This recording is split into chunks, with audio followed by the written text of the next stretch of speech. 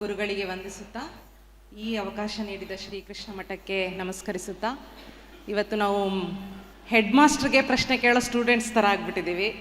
Head master ಈ ನಮ್ಮ ಪ್ರಶ್ನೆಗಳಿಗೆ ಅವರನ್ನು ನಮ್ಮ ಪ್ರಶ್ನೆ ಮೂಲಕ ಅವ್ರನ್ನ ಸಿಕ್ಸೋದು, ನಮ್ಮ ಗೊಂದಲಗಳಿಗೆ ಅವರಿಂದ ಸ್ಪಷ್ಟ ಉತ್ತರನ ಪಡ್ಕೊಳ್ಳೋದು, ಶ್ರೀಕೃಷ್ಣನು, ಭಗವದ್ಗೀತೆಯು, ನ್ಯಾಯಾಂಗವು ಎಲ್ಲ ಒಟ್ಟಿಗೆ ಹೇಗೆ ಮಿಳಿತ ಆಗಿದೆ, ಆ ಮಿಳಿತದಲ್ಲಿ ಯಾವ ತೀರ್ಪುಗಳನ್ನು ನಾವು ಇವತ್ತು ಸಮಾಜದಲ್ಲಿ ಕಾಣ್ತಾ ಇದ್ದೀವಿ ಅನ್ನೋ ಒಂದಷ್ಟು ಕುತೂಹಲಗಳಿದೆ. ಆ ಕುತೂಹಲದ ಪ್ರಶ್ನೆಗಳಿಗೆ ಜಸ್ಟಿಸ್ಗಳಿಂದ ನಾನು ಉತ್ತರ ಬಯಸ್ತಾ ಇದ್ದೀನಿ. ನನ್ನ ಮೊದಲ ಪ್ರಶ್ನೆ, ಒಂದು ಕಡೆ ಶ್ರೀಕೃಷ್ಣ ಹೇಳ್ತಾರೆ, ಎಲ್ಲರ ಅಂತರಂಗದೊಳಗೆ ನಿನ್ನ ಜೀವ ಸ್ವರೂಪದೊಳಗಿರುವ ಭಗವಂತನನ್ನು ಕಾಣು ಅಂತ. ಅಂದರೆ ಈ ಹಿನ್ನೆಲೆಯಲ್ಲಿ ಅಪರಾಧಿಗಳು ಅಥವಾ ದುಷ್ಕೃತ್ಯ ಎಸಗುವವರ ಬಗ್ಗೆನೂ ನ್ಯಾಯಾಂಗ ಮೃದು ಧೋರಣೆ ತಾಳಬೇಕು ಅನ್ನೋ ತಾತ್ಪರ್ಯನ, ಅಥವಾ ಹೇಗೆ ಇದನ್ನು ನೀವು ವಿಶ್ಲೇಷಣೆ ಮಾಡ್ತೀರಾ ಸರ್? ಉತ್ತಮವಾಗಿರ್ತಕ್ಕಂಥ ಪ್ರಶ್ನೆ. ಸ್ವಲ್ಪ ಸರಳ ಮಾಡ್ತೀನಿ ಆ ಪ್ರಶ್ನೆನ. ಒಬ್ಬ ಅಪರಾಧಿ ಇದ್ದಾನೆ, ನಿಮ್ಮ ಇಂಡಿಯನ್ ಪಿನಲ್ ಕೋಡೋ ಮತ್ತಾವುದೋ ಪಿನಲ್ ಲಾ ಪ್ರಕಾರನೋ ಅವನು ತಪ್ಪು ಮಾಡಿಬಿಟ್ಟಿದ್ದಾನೆ. ಈಗ ಅಂತರಂಗದೊಳಗಡೆಗೆ ಅವನಲ್ಲೂ ದೈವತ್ವ ಕಾಣಬೇಕು, ನಿಮ್ಮಲ್ಲೂ ದೈವತ್ವ ಕಾಣಬೇಕು ಅಂತ ಕೃಷ್ಣ ಹೇಳಿಬಿಟ್ಟಿದ್ದಾನೆ. ಈಗ ಅವನ್ನ ಟ್ರೀಟ್ ಮಾಡೋದು ಹೇಗೆ? ನಾವು ಕರೆದು ಹಾರ ಹಾಕೋದಾ, ಇಲ್ಲ ಹೊನ್ನ ಶೂಲಕ್ಕೆ ಏರಿಸೋದಾ, ಇಲ್ಲ ರೆಗ್ಯುಲರ್ ಶೂಲಕ್ಕೆ ಏರಿಸೋದಾ ಅನ್ನೋದು ಪ್ರಶ್ನೆ. ಬಹುಶಃ ನಾನು ಹಾಗೆ ಅನ್ಕೋತೀನಿ. ಇದಕ್ಕೆ ಬಹಳ ಕಷ್ಟ ಏನು ಪಡಬೇಕಾಗಿಲ್ಲ, ಪ್ರಶ್ನೆ ಸುಲಭ. ಅದಕ್ಕೆ ಸ್ವಲ್ಪ ಉತ್ತರಕ್ಕೆ ಹಿನ್ನೆಲೆ ನೋಡಬೇಕು. ಅಪರಾಧ ಅಂದರೆ ಏನು ಅಂತಂದರೆ, ನಮಗೆ ಇವತ್ತಿನ ಎಲ್ಲ ಕಾನೂನುಗಳಿರ್ತಕ್ಕಂಥದ್ದು ಬ್ರಿಟಿಷ್ ಮಾಡಲ್ ಅಂತ. ಯಾಕೆಂದರೆ ಅವ್ರು ನಮ್ಮನ್ನ 200 ವರ್ಷಗಳ ಕಾಲ ಆಳಿದ್ರು. ಅವ್ರು ಬಿಟ್ಟು ಕೊಟ್ಟೋದಂಥ ಪಳೆಯುಳಿಕೆ ಆಗಿರ್ತಕ್ಕಂಥ ಕಾನೂನನ್ನು ಇನ್ನೂ ಇಟ್ಕೊಂಡಿದ್ದೀವಿ 75 ವರ್ಷ ಆದ್ರೂ. ಇತ್ತೀಚಿನ ದಿನಮಾನದಲ್ಲಿ ಕೆಲವು ಅವುಗಳನ್ನ ಪರಿಷ್ಕರಣೆ ಮಾಡಿದ್ವು. ಒಬ್ಬ ಕಾನೂನಿನ ವಿದ್ಯಾರ್ಥಿಯಾಗಿ, ಒಬ್ಬ ಸಮಾಜದ ವ್ಯಕ್ತಿಯಾಗಿ ನನಗೆ ಇನ್ನೂ ಅದು ಸಂಪೂರ್ಣ ತೃಪ್ತಿ ಕೊಡಲಿಲ್ಲ. ಹೇಗೂ ಇರಲಿ, ಅಷ್ಟು ದಿನದಿಂದ ಬಂದಿದ್ದು ಇಷ್ಟು ಬೇಗ ತಕ್ಷಣಕ್ಕೆ ಹೋಗ್ಬಿಡೋದಿಲ್ಲ. ಹೇಗೂ ಇಟ್ಕೊಂಡ್ರು ಕೂಡ ನಾನು ಅಪರಾಧ ಅಂದರೆ ಏನು ಅಂತ ನೋಡಬೇಕಾಗುತ್ತೆ. ಸ್ನೇಹಿತರು, ನಿಮ್ಮಲ್ಲಿ ಬಹುತೇಕರಿಗೆ ಇದೊಂದು ಅನುಮಾನ ಇರ್ಬೋದು. ನಮ್ಮ ನ್ಯಾಯಾಧೀಶರು ಕೆಲವು ಮಿತ್ರರು ಇದ್ದಾರೆ, ಅವರು ಬೇಕಾದ್ರೆ ಅದನ್ನು ಬಗ್ಗೆ ವಿಮರ್ಶೆ ಮಾಡಲಿ. ನಮ್ಮ ಈಗಿನ ಯಾವುದು ಕಾನೂನುಗಳಿದೆ ಭಾರತದಲ್ಲಿ, ಅದರಲ್ಲಿ ನಾವು ಅಪರಾಧ ಅಂದರೆ ಏನು ಅಂತ ಡಿಫೈನೇ ಮಾಡಲಿಲ್ಲ ರೀ.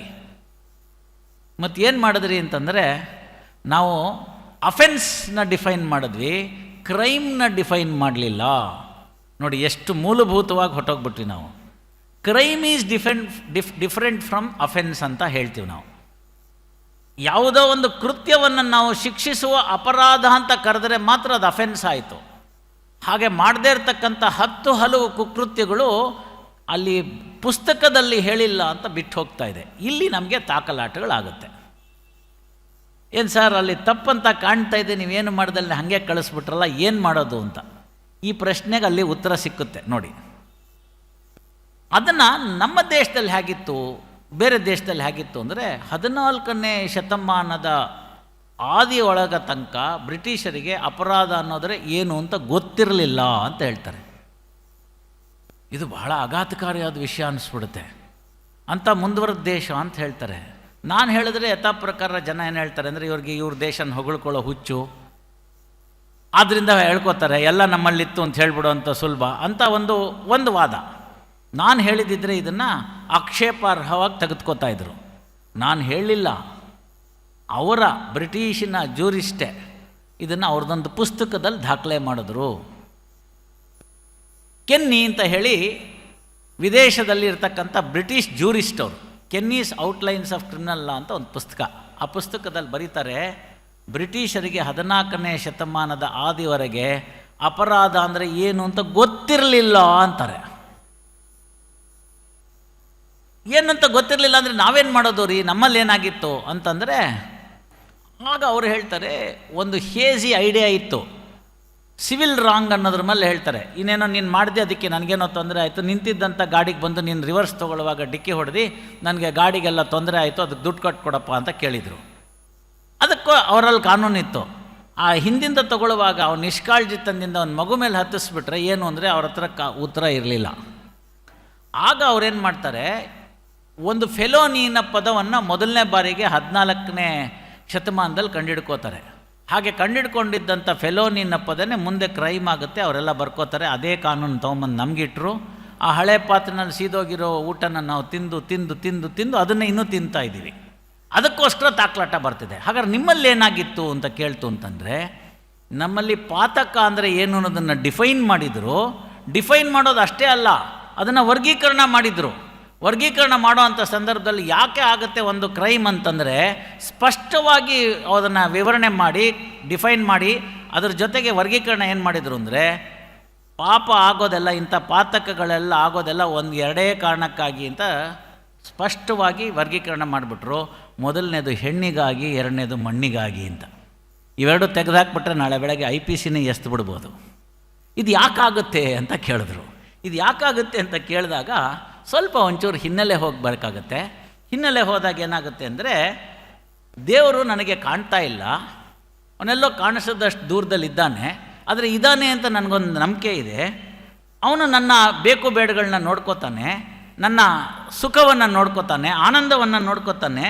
ಈ ಆನಂದ, ಹ್ಯಾಪಿನೆಸ್ ಬಿಟ್ಬಿಟ್ರೆ ಬೇರೆ ಏನು ಪ್ರಪಂಚದಲ್ಲಿ ಇಲ್ಲ ಅಂತಕ್ಕಂಥದ್ದನ್ನು ಕ್ರಿಸ್ತ ಜನ್ಮ ತಾಳಿದ 300 ವರ್ಷಗಳ ನಂತರ ಎಪಿಕ್ಯೂರಿಯಸ್ ಅಂತಕ್ಕಂಥ ಒಬ್ಬ ಫಿಲಾಸಫಿಸ್ಟ್ ನಂಬ್ಕೊಂಡ್ರು.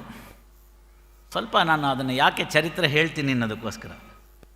ಕ್ರಿಸ್ತಶಕ 2000ರಲ್ಲಿದ್ದೇ ಹೀಬ್ರುಗಳನ್ನ ಇದನ್ನು ಏನು ಮಾಡಿದ್ರು ಅಂದರೆ, ನೋವು ಸಂಕಷ್ಟ ಎಲ್ಲ ಕರ್ಮ ಥಿಯರಿ, ಮನುಷ್ಯ ಮಾಡಿದ ಪಾಪಕ್ಕೆ ಆಗುತ್ತೆ, ನೀನು ಮೆಣಸಿನ್ಕಾಯಿ ತಿಂದರೆ ಖಾರ ಆಯಿತು, ಸಕ್ಕರೆ ತಿಂದರೆ ಸಿಹಿ ಆಯಿತು, ಅಷ್ಟೇ, ಇನ್ನೇನಿಲ್ಲ ಅಂತ ಹೇಳಿ ಹೀಬ್ರು ತನ್ನ ವಾದವನ್ನು ಮಂಡಿಸ್ತಾ ಹೋಗ್ತಾನೆ. ಆನಂತರ ಎಲ್ಲ ನನ್ನನ್ನು ಈ ಮಾನವ ಸಂಬಂಧಗಳಲ್ಲಿರ್ತಕ್ಕಂಥ ಸವಿ ಏನಾಗಿತ್ತು ಅನ್ನೋದನ್ನು ಅರ್ಥ ಮಾಡ್ಕೋತಾ ಹೋದರೆ, ನೀನು ಒಳ್ಳೇದು ಮಾಡಿದ್ರೆ ನಿಂಗೆ ಒಳ್ಳೇದಾಗುತ್ತೆ, ನೀನು ಕೆಟ್ಟದ್ದು ಮಾಡಿದ್ರೆ ಕೆಟ್ಟದ್ದಾಗುತ್ತೆ ಅನ್ನೋ ಕರ್ಮ ಥಿಯರಿ ಏನು ಹೇಳ್ತೀವಿ, ಕರ್ಮ ರಿಟರ್ನ್ಸ್ ಅಂತ ಕರಿತೀವಲ್ಲ ನಾವು, ಅದರಲ್ಲಿ ಇದೆ ಅಂಥದ್ದನ್ನು ಕನ್ಫ್ಯೂಷಿಯಸ್ ವಾದ ಮಾಡ್ತಾನೆ. ಅನಂತರ ಏನಾಗ್ತಾನೆ, ಭಗವಂತನಿಗೆ ನಾನು ಕೊಟ್ಟಿದ್ದು ನನ್ನ ಜೀವ, ಅದನ್ನು ಅವನಿಗೆ ಅರ್ಪಿಸ್ಬಿಡೋದು, ಇಷ್ಟು ಮಾಡಿದ್ರೆ ನಾನೆಲ್ಲ ಸೇರ್ಕೊಂಡ್ಬಿಟ್ಟೆ ಅಂತ ಹೇಳ್ತಕ್ಕಂಥದ್ದು ನಮ್ಮ ಇಸ್ಲಾಂ ಧರ್ಮದ ಮೂಲ ಸಂಗತಿ. ಬುದ್ಧ ಏನು ಹೇಳ್ತಾನೆ, ಆಸೆ ಒಂದು ಬಿಟ್ಬಿಟ್ರೆ ಎಲ್ಲ ಹೊರಟೋಯ್ತು ಅಂತ ಹೇಳ್ತಾನೆ. ದೇವನೊಬ್ಬನೇ, ಅವನನ್ನು ಆರಾಧಿಸಿ, ಬೇಕಾದ ಕರೀರಿ, ರಾಮ ಕೃಷ್ಣ ಏನು ಬೇಕಾದ್ರೆ ಕರೀರಿ, ಅಲ್ಲ ಯೇಸು ಏನು ಬೇಕಾದ್ರೂ ಕರೀರಿ, ಇರೋನೊಬ್ಬನ ದೇವರು ಅಂತ ಕೇಳಿದಂಥ ಗುರು ಗೋವಿಂದ ಸಿಂಗ್ರವರು ಈ ಸಿಂಗ್ ಪದ್ಧತಿಯನ್ನು, ಸಿಂಹ ಅಂತಕ್ಕಂಥ ಪದ್ಧತಿನ ಅವ್ರು ತಂದ್ಕೊಳ್ತಾರೆ. ಅಹಿಂಸೆ ಇರಬೇಕು, ಅದನ್ನು ಮಾಡ್ಕೊಂಡು ಹೋಗಬೇಡಿ, ಯಾವುದು ಒಳ್ಳೆಯದಲ್ಲ ಅಂತ ಹೇಳ್ತಾರೆ. ಅದು ಅವರ ಒಂದು ಆ ತತ್ವವನ್ನು ಪ್ರತಿಪಾದಿಸ್ತಕ್ಕಂಥ ನೇರವಾಗಿ ಹೋಗ್ತಾರೆ. ಒಂದು ಹಿಂಸೆ ಒಂದಿಲ್ಲ ಪ್ರಪಂಚದಲ್ಲಿ ಅಂತಂದರೆ ಇನ್ಯಾವುದೇ ರೀತಿಯಾದ ಕೋಡ್ ಆಫ್ ಕಾಂಡಕ್ಟೇ ಬೇಡಾರಿ ಅಂತ ಹೇಳಿದಂಥವ್ರು ನಮ್ಮ ಜೈನರು, ಅಹಿಂಸಾ ಪರಮೋ ಧರ್ಮ ಅಂತ. ಹೀಗೆ ಎಲ್ಲರೂ ಅವರವರ ಒಂದನ್ನು ಹೇಳಿದ್ರೆ, ಇದಕ್ಕೆಲ್ಲ ಪೂರ್ವದಲ್ಲಿ ಆ ಪಾಶ್ಚಾತ್ಯರೇ ಹೇಳ್ತಕ್ಕಂಥ ಒಂದು ಸಂದರ್ಭದಲ್ಲಿ ಕ್ರಿಸ್ತಪೂರ್ವ ಸುಮಾರು, ನಾವು ಇನ್ನೂ ಭಾಳ ಹಳೆದು ಹೇಳ್ತೀವಿ, ಹೇಗೂ ಇರಲಿ ಮ್ಯಾಥಮೆಟಿಕ್ಸ್ ಬಗ್ಗೆ ನಮಗೆ ಚರ್ಚೆ ಬೇಡ, ಅವರು ನಿರ್ಣಯ ಮಾಡ್ತಕ್ಕಂಥ ಕಾಲಘಟ್ಟವನ್ನು ತೆಗೆದುಕೊಂಡಾಗ 3500 ವರ್ಷಗಳ ಹಿಂದೆ ನಡೆದಂಥ ಏನು ಒಂದು ಕುರುಕ್ಷೇತ್ರ ಯುದ್ಧದಲ್ಲಿ ಅರ್ಜುನನ ತನ್ನ ಗಾಂಡೀವ ಶಸ್ತ್ರವನ್ನು ಕೆಳಗಿಟ್ಟುಬಿಡ್ತಾನೆ, ನನಗಾಗೋದಿಲ್ಲ ಅಂಥೇಳಿ. ಆಗ ಮಹಾಭಾರತದ ಒಂದು ಯುದ್ಧದ ಸಮಯದಲ್ಲಿ ಬೋಧಿಸಿದಂತಹ ಒಂದು ಉತ್ತಮವಾಗಿರ್ತಕ್ಕಂಥ ಗ್ರಂಥವೇ ಭಗವದ್ಗೀತೆ ಆಗುತ್ತೆ. ಅದರಲ್ಲಿ ಈ ಪಾತಕ ಯಾಕಾಗುತ್ತೆ ಅನ್ನೋದಕ್ಕೆ ಉತ್ತರ ಇದೆ. ಏನಿದೆ ಉತ್ತರ ಹಂಗಾರೆ ಅಂತಂದರೆ, ಅದನ್ನು ಹೇಳೋ ಅಂಥ ಸಂದರ್ಭದಲ್ಲಿ ಭಾಳ ಉತ್ತಮವಾಗಿರ್ತಕ್ಕಂಥದ್ದು ಏನು ಹೇಳ್ತಾರೆ ಅಂತಂದರೆ, ಆಸೆ ದುರಾಸೆ ಅಂತ. ನಾನು ಮೊನ್ನೆ ಯಾವುದೋ ಒಂದು ಕೋರ್ಟಿನ ಒಂದು ಇನಾಗರೇಷನಲ್ಲಿ ಹೋಗಿ ಹೇಳಿದ್ದೆ, ಭಾಳಷ್ಟು ಜನಕ್ಕೆ ಅದು ಗೊತ್ತಾಗಿದೆ. ನನಗೆ ಒಬ್ಬಳು ಸಂಗಾತಿ ಬೇಕು ಅಂತ ಕೇಳ್ತಕ್ಕಂಥದ್ದು ಆಸೆ, ಅದು ಸಿಕ್ಕಾದ ಮೇಲೆ ಪಕ್ಕದ ಮನೆಯವಳನ್ನ ನೋಡೋದು ದುರಾಸೆ. ಈಗ ಹೆಣ್ಣು ಹೊರಟೋಯ್ತಲ್ಲ, ಈಗ ಪಾದಕಕ್ಕೆ ಅಲ್ಲಿ ಮುಗಿದೋಯ್ತು. ಇದ್ರ ಮಧ್ಯೆ ಇರತಕ್ಕಂಥದ್ದು ಒಂದು ತೆಳುವಾದ ರೇಖೆ. ಆ ರೇಖೆ ಎಷ್ಟು ವಿವರವಾಗಿದೆ ಅಂತಂದರೆ, ಎಷ್ಟು ಸ್ಪಷ್ಟವಾಗಿದೆ ಅಂತಂದರೆ, ಆಸೆ ತಪ್ಪಲ್ಲ. ನೋಡಿ, ನಾವು ಬುದ್ಧನ್ನ ಇದನ್ನು ಗಮನಕ್ಕೆ ಇಟ್ಕೊಂಡು ನೋಡಿದ್ರೆ ಯಾರನ್ನೂ ನೋಡಬೇಡ ಅಂತಾನೆ, ಅದು ಪ್ರಕೃತಿ ವಿರುದ್ಧ ಆಗುತ್ತೆ. ಆಸೆಯೇ ದುಃಖಕ್ಕೆ ಮೂಲ ಅಂತ. ಬದುಕಕ್ಕಾಗಲ್ಲ, ಒಂದಿನ ಪ್ರಪಂಚ ನಶಿಸೋಗುತ್ತೆ. ಯಾಕೆಂದರೆ ಪ್ರಜಾಸಂಧಿಹಿ ಪ್ರಜನನಂ ಸಂಧಾನಂ ಅಂತ ಹೇಳ್ತಕ್ಕಂಥದ್ದು. ಸೊ ಅದು ಬರಲ್ಲ ಅಲ್ಲಿಗೆ, ಪ್ರೊಕ್ರಿಯೇಷನ್ ಬೇಕು, ಹಾಗೆ ಅದನ್ನು ಬಿಡೋಕ್ಕಾಗಲ್ಲ ಅಲ್ಲಿ. ಅದು ಸಿಕ್ಕಾದ ಮೇಲೆ ಇನ್ನು ಹೆಚ್ಚಿಗೆ ಆಸೆ ಪಡೋದು ಅದೆಲ್ಲ ಅದು ತಪ್ಪು ಅಂತ ಹೇಳ್ತಕ್ಕಂಥದ್ದನ್ನ ತ್ರಿಕರಣ ಶುದ್ಧಿಯಿಂದ ಫಲವನ್ನು ಅಪೇಕ್ಷಿಸದೆ ಭವಬಂಧಗಳನ್ನು ಮಿಟ್ಟು ಮಾಡುವ ಕರ್ಮವೇ ನನ್ನ ಸತ್ಕರ್ಮ, ಅದು ನಿಷ್ಕಾಮ ಕರ್ಮ ಅಂತ ಭಗವದ್ಗೀತೆಯಲ್ಲಿ ಕೃಷ್ಣ ಹೇಳ್ದ. ಇದೇನು ಸರ್ ಇದು ಹಿಂಗೆ ಹೇಳ್ಬಿಟ್ರಿ ಅಂತಂದರೆ, ತ್ರಿಕರಣ ಶುದ್ಧಿ ಮೊದಲನೇದು, ಎರಡನೇದು ಫಲವನ್ನು ಆಶಿಸದೆ ಅನ್ನೋದು, ಮೂರನೇದು ಭವಬಂಧಗಳನ್ನು ಬಿಟ್ಟು ಅಂತನ್ನೋದು. ಈಗ ಇದು ಮೂರನೇದು ಇದೆಯಲ್ಲ, ಅದು ನಮಗೆ ಪ್ರಶ್ನೆಗೆ ಭಾಳ ಮುಖ್ಯ. ಬಂದಿರತಕ್ಕಂಥ ನನ್ನ ಮಗ ಆಗಿರ್ಬೋದು, ನನ್ನ ಶ್ರೀಮತಿ ಆಗಿರ್ಬೋದು, ನನ್ನ ತಂದೆ ಆಗಿರ್ಬೋದು, ಅವರು ಪಾಪ ಕೃತ್ಯವನ್ನು ಮಾಡಿದ್ದಾರೆ ಅಂತಂದರೆ ಅಲ್ಲಿ ಕರುಣೆಗೆ ಜಾಗವಿಲ್ಲ.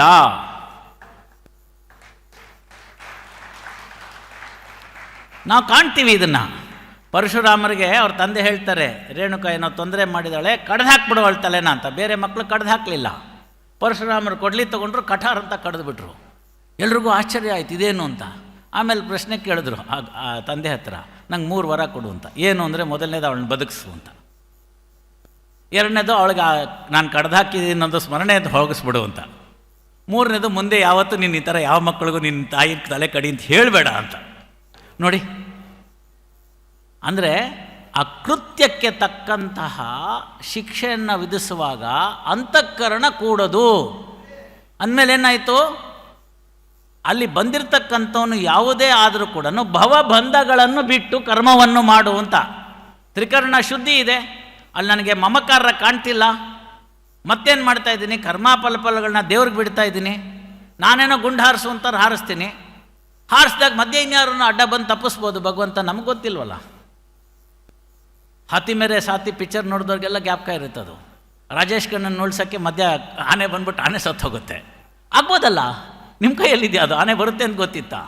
ಇವನ್ನು ಗಮನಕ್ಕೆ ಇಟ್ಕೋಬೇಕಾಗುತ್ತೆ. ಹಾಗೆ ಮಾಡಿದಾಗ ಮನುಷ್ಯನ ಕರ್ತವ್ಯ ಅಂತ ಹೇಳಿದ್ರು ಅವರು, ದೇವ್ರ ಕರ್ತವ್ಯ ಅಂತ ಹೇಳಿಲ್ಲ ಅಲ್ಲಿ, ಅರ್ಥ ಮಾಡ್ಕೊಳ್ಳಿ ನೀವು. ಆಗೇನು ಹೇಳ್ತಾರೆ ಅವರು ಅಂದರೆ, ಅರ್ಜುನಂಗೆ ಅವಾಗ ಡೌಟ್ ಬರುತ್ತೆ. ಎಲ್ಲ ಪಾಠನ ಚೆನ್ನಾಗಿ ಓದಿಸ್ಬಿಟ್ಟಿರ್ತೀರಿ ನೀಟಿಗೆ, ಇನ್ನೇನು ನಾಳೆ ಹೋಗಿ ಬರೆದ್ಬಿಡ್ಬೇಕು, ನಮ್ಮ ಹುಡುಗಿಗೆ 100ಕ್ಕೆ 100 ಬರುತ್ತೆ, ನಾಳೆ ಮೆಡಿಕಲ್ ಸೀಟು ಫ್ರೀ ಗ್ಯಾರಂಟಿ ಅಂತ ಡಿಸೈಡ್ ಆಗಿರುತ್ತೆ. ಮೇಷ್ಟ್ರು ಹೇಳಿರ್ತಾರೆ ಸಂಪೂರ್ಣ ರೆಡಿ, ಬೆಳಗ್ಗೆ ಹುಡುಗಿ ನಾನು ಎಕ್ಸಾಮ್ಗೆ ಹೋಗಲ್ಲ ಅಂತಾನೆ. ಏನು ಮಾಡ್ಬೇಕು ನೀವು? ಯಾಕೆ ಹೋಗಲ್ವೇ? ನಂಗೆ ಯಾಕೋ ಹೋಗಕ್ಕೆ ಇಷ್ಟ ಇಲ್ಲ, ನಂಗೆ ಹೋದರೆ ಬೇರೆ ನನ್ನ ಫ್ರೆಂಡ್ ಇದ್ದಾಳೆ ಬೆಸ್ಟ್ ಫ್ರೆಂಡು, ಅವಳಿಗಿಂತ ನಾನು ಜಾಸ್ತಿ ನಂಬರ್ ತೊಗೊಂಡ್ಬಿಡ್ತೀನಿ, ಅವಳು ಫೇಲ್ ಆಗಿಬಿಡ್ತಾಳೆ. ಯೋಚನೆಗಳು ಬರುತ್ತೆ.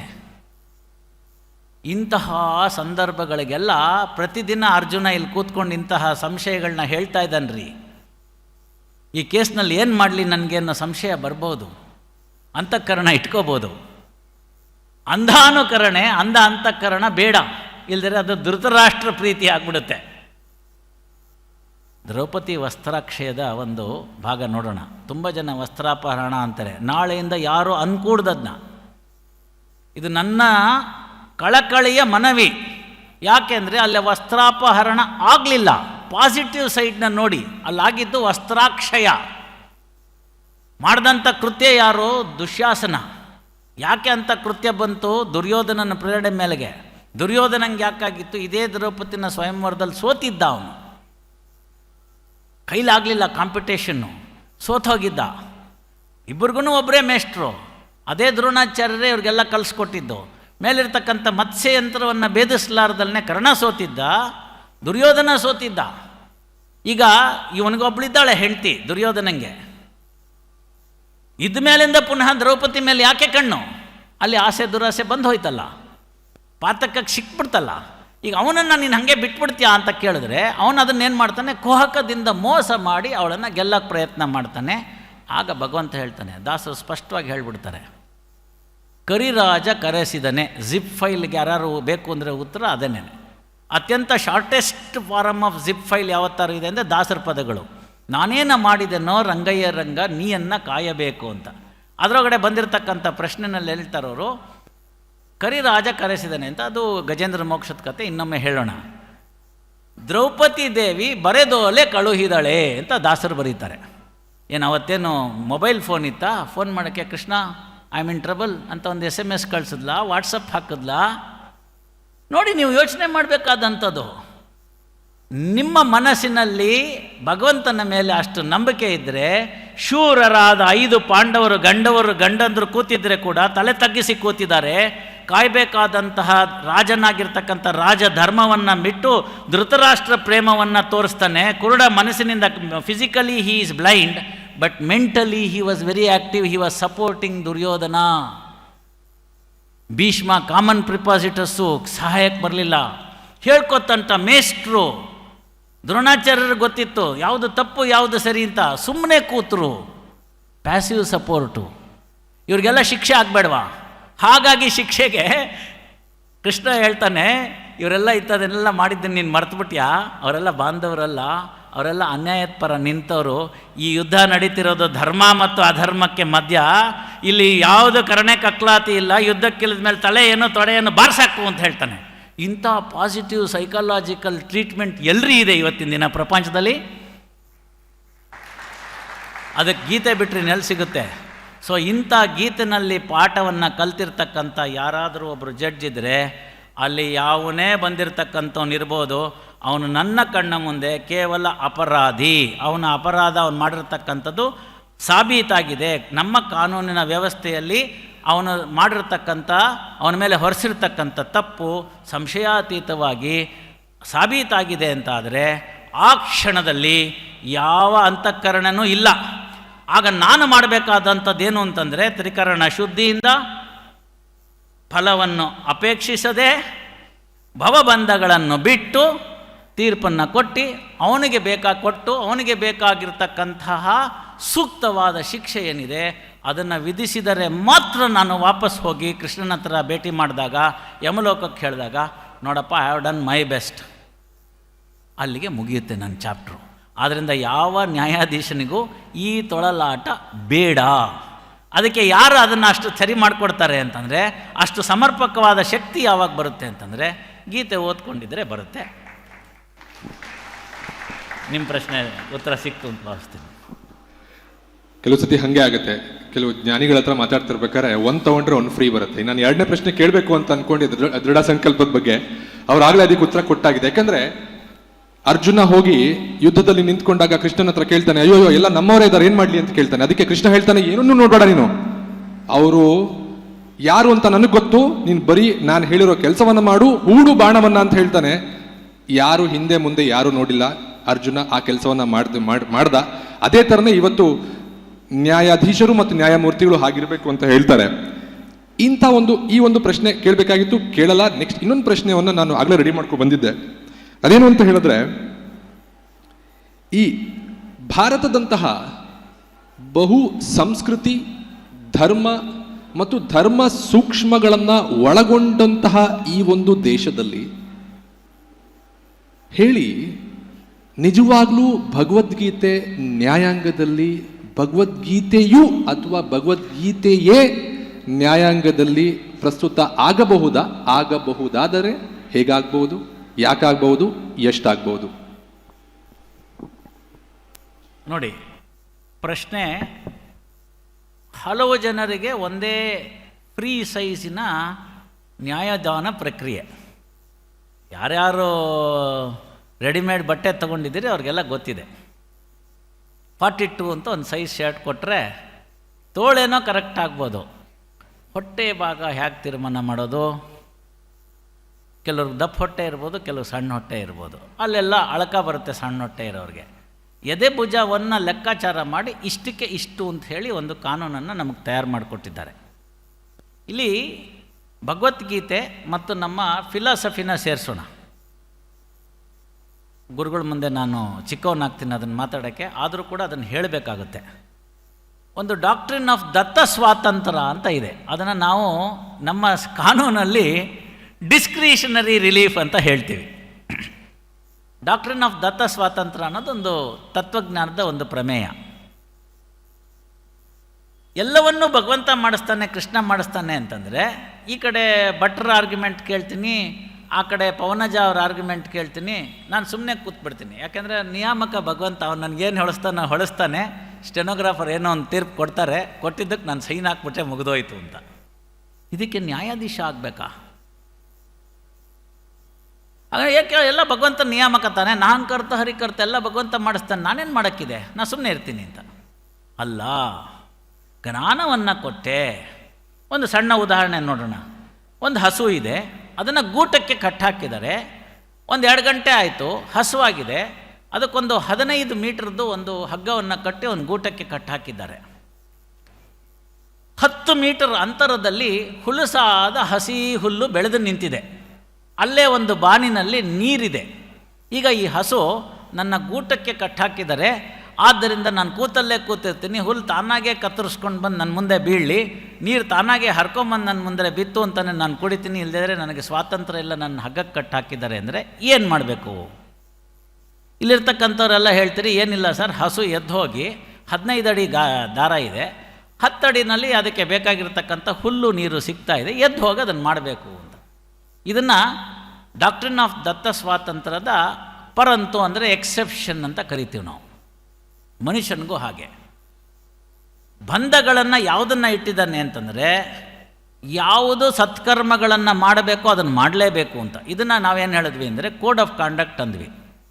ಸ್ನೇಹಿತರೆ, ಯಾಕೆ ನಮಗೆ ಇದೆಲ್ಲ ಡೌಟ್ ಬರುತ್ತೆ ಅಂತಂದರೆ, ನಾವು ಧರ್ಮ ಅಂತಂದ್ಗಳಿಗೆ ಅದನ್ನು ಇಂಗ್ಲೀಷ್ ಡಿಕ್ಷನರಿಗೆ ಹೋಗಿ ಅದಕ್ಕೆ ಸಮಾನಾಂತರ ಪದಕವನ್ನು ಹುಡುಕ್ತೀವಿ, ಅದರಲ್ಲಿ ಏನಾಗುತ್ತೆ ರಿಲಿಜಿಯನ್ ಅಂತ ತೋರಿಸ್ಬಿಡುತ್ತೆ.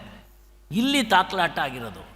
ಧರ್ಮ ಅಂದರೆ ರಿಲಿಜಿಯನ್ ಅನ್ನೋ ಏನು ಆ ಟ್ರಾನ್ಸ್ಲೇಷನ್ ಏನಿದೆ, ಅಥವಾ ಸಿನಾನಿಮ್ ಅಂತ ಏನು ಕೊಡ್ತಾರೆ, ಅಥವಾ ಅದಕ್ಕೆ ಇಂಗ್ಲೀಷಿನ ಡಿಕ್ಷನರಿ ಸಮಾನಾರ್ಥಕ ಪದ ಅಂತ ಕೊಡ್ತಾರೆ, ಅಲ್ಲೇ ಮೊದಲನೇ ತಪ್ಪು.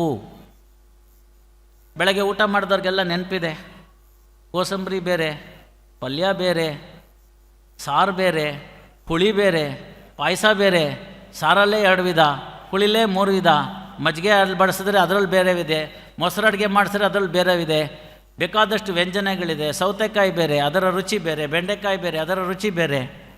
ಎಲ್ಲವೂ ಕೊನೆಗೆ ಹೋಗಿ ಜೀರ್ಣವಾಗೋದೆ, ಎಲ್ಲವೂ ಕೊನೆಗೆ ಹೋಗಿ ಜೀರ್ಣವಾಗೋದೆ. ಮತ್ತು ಇಷ್ಟೆಲ್ಲ ಯಾಕೆ ಮಾಡಿದ್ವಿ ನಾವು? ಎಲ್ಲನೂ ಒಂದು ಕಡೆ ಗುಟ್ಟೆ ಹಾಕ್ಬಿಟ್ಟು ತಿನ್ಬಿಟ್ಟಿದ್ರೆ ಆಗಿರ್ತಿತ್ತ ಅಂದರೆ ಸಂಸ್ಕರಣೆ ಅಂತ ಬಂತು. ಬೆಂಡೆಕಾಯಿ ಇದೆ, ಬೆಂಡೆಕಾಯಿನ ಪಲ್ಯನೋ ಗೊಜ್ಜೋ ಹುಳಿನೋ ಮಾಡಿ ತಿನ್ನಬೇಕಲ್ಲ. ಹಾಗೆ ಫ್ಯಾಕ್ಟ್ಸ್ನ ನಮ್ಮ ಮುಂದೆ ಬಂದುಬಿಡುತ್ತೆ. ಫ್ಯಾಕ್ಟ್ಸ್ ಬಂದುಬಿಟ್ಟಿದ್ದಕ್ಕೆ ಮಾತ್ರಕ್ಕೆ ಉತ್ತರ ಬಂದ್ಬಿಡಲ್ಲ. ಅಲ್ಲಿ ಡಿಸ್ಕ್ರಿಷನ್ ಅಂತ ಒಂದು ಕೊಡ್ತಾನೆ. ಏನು ಮಾಡೋಕ್ಕೆ ಹೊರಟಿದ್ಯಾ ನೋಡಪ್ಪ ಅಂತ. ಏನು ಮಾಡೋಕ್ಕೆ ಹೊರಟಿದ್ಯಾ? ಗುರುಗಳು ಅದನ್ನು ಹೇಳಿದ್ರು. ಡಕಾಯಿತರ ಒಂದು ಉದಾಹರಣೆನಲ್ಲಿ ಹೇಳಿದ್ರು, ಏನು ಹೇಳಬೇಕು ಏನು ಹೇಳಬಾರ್ದು, ಸತ್ಯ ಯಾವುದು. ಅದಕ್ಕೆ ನೇರವಾಗಿ ಹೇಳಿದ್ರು, ಸತ್ಯಂ ಬ್ರೂಯಾತ್ ಪ್ರಿಯಂ ಬ್ರೂಯಾತ್ ನ ಬ್ರೂಯಾತ್ ಸತ್ಯಮ ಪ್ರಿಯಂ ಅಂತ. ಅದು ಯಾಕಾದರೆ ಏನಾಗಾದರೆ ಇವರು ಯಾವುದಕ್ಕೆ ಪರವಾಗಿ ಮಾಡ್ತಾ ಇದ್ದಾರೆ ಅನ್ನೋ ಪ್ರಶ್ನೆ ಬಂದಾಗ ಮನುಷ್ಯನಿಗೆ ಒಂದು ಡಿಸ್ಕ್ರಿಷನರಿ ಪವರ್ ಅಂತ ಕೊಟ್ಟರು. ಆ ಡಿಸ್ಕ್ರಿಷನರಿ ಪವರ್ನ ನ್ಯಾಯಾಧೀಶನಲ್ಲಿ ಇಟ್ಟರು. ಅದನ್ನು ಲಾಯರಿಗೆ ಕೊಡಲಿಲ್ಲ, ನ್ಯಾಯ ವಿತರಣೆಯ ಭಾಗದಲ್ಲಿ ಅದನ್ನು ಕೊಟ್ಟರು. ಆ ನ್ಯಾಯ ವಿತರಣೆ ಭಾಗದಲ್ಲಿ ಕೊಟ್ಟಾಗ ಏನಾಗುತ್ತೆ, 10 ಸೆಂಟಿಮೀಟರ್ ಮಳೆ ಬಂದಿರತಕ್ಕಂಥ ಒಂದು ಪ್ರದೇಶಕ್ಕೂ ಬರದಲ್ಲಿರ್ತಕ್ಕಂಥ ಒಂದು ಪ್ರದೇಶಕ್ಕೂ ಸಮಾನವಾಗಿ ನಾವು ಆಹಾರೋತ್ಪನ್ನವನ್ನು ಕೊಟ್ಟರೆ ಏನು ಅನ್ಯಾಯ ಆಗುತ್ತೋ ಅದೇ ಅನ್ಯಾಯ ಆಗುತ್ತೆ. ಹಾಗಾಗಿ ಸಾರ್ವಜನಿಕ ನ್ಯಾಯ ಅನ್ನೋ ಒಂದು ಚೌಕಟ್ಟಿನಲ್ಲಿ ಆಯಾ ಪ್ರಕರಣಕ್ಕೆ ಸೇರಿದಂತೆ ಬೇಕಾಗಿರತಕ್ಕಂಥ ವಿಚಾರಗಳನ್ನ ಗಮನಕ್ಕೆ ಇಟ್ಕೊಂಡು ಕೊಡಿ ಅಂತ ಹೇಳಿದ್ರು. ಅಂಥ ಸಂದರ್ಭದಲ್ಲಿ ಸಂವಿಧಾನವೂ ಕೂಡ ಕೆಲವು ಅಧಿಕಾರಗಳನ್ನ ನ್ಯಾಯಾಧೀಶರು ಕೊಟ್ಟಿದ್ದಾರೆ. ಹಾಗಾಗಿ ಈ ಎಷ್ಟು ಬೇರೆ ಬೇರೆ ನಮ್ಮ ವಿಚಾರಗಳಿದ್ದರೂ ಕೂಡ ಭಾರತದಲ್ಲಿ 30-40 ಕಿಲೋಮೀಟ್ರಿಗೆ ಹೋದರೆ ಜೀವನ ಶೈಲಿ ಬದಲಾವಣೆ ಆಗುತ್ತೆ, ಭಾಷೆ ಬದಲಾವಣೆ ಆಗುತ್ತೆ, ಊಟ ಬದಲಾವಣೆ ಆಗುತ್ತೆ, ಆಟ ನೋಟ ಬದಲಾವಣೆ ಆಗುತ್ತೆ. ಅವ್ರಿಗೆಲ್ಲ ಒಂದು ಕಾಮನ್ ಆಗಿರ್ತಕ್ಕಂಥದ್ದೊಂದು ಫ್ರೀ ಸೈಜಿನ ಕಾನೂನನ್ನು ಮಾಡ್ಕೊಡೋಕ್ಕಾಗಲ್ಲ. ಫ್ರೀ ಸೈಜಿನ ಬಟ್ಟೆ ತಂದುಕೊಂಡು ಎಲ್ಲಿ ನಿಮಗೆ ಅಳಕ ಅನಿಸುತ್ತೋ ಅಲ್ಲಿ ಟಕ್ ಹಿಡಿರಿ, ಎಲ್ಲಿ ನಿಮಗೆ ಬಿಗಿ ಅನಿಸುತ್ತೋ ಅಲ್ಲಿ ಸ್ವಲ್ಪ ಲೂಸ್ ಮಾಡಿಕೊಂಡ್ರೆ ಎಲ್ಲ ಜಜ್ಮೆಂಟ್ಗಳು ಸರಿ ಹೋಗುತ್ತೆ ಅಂತ ವಾಸ್ತು.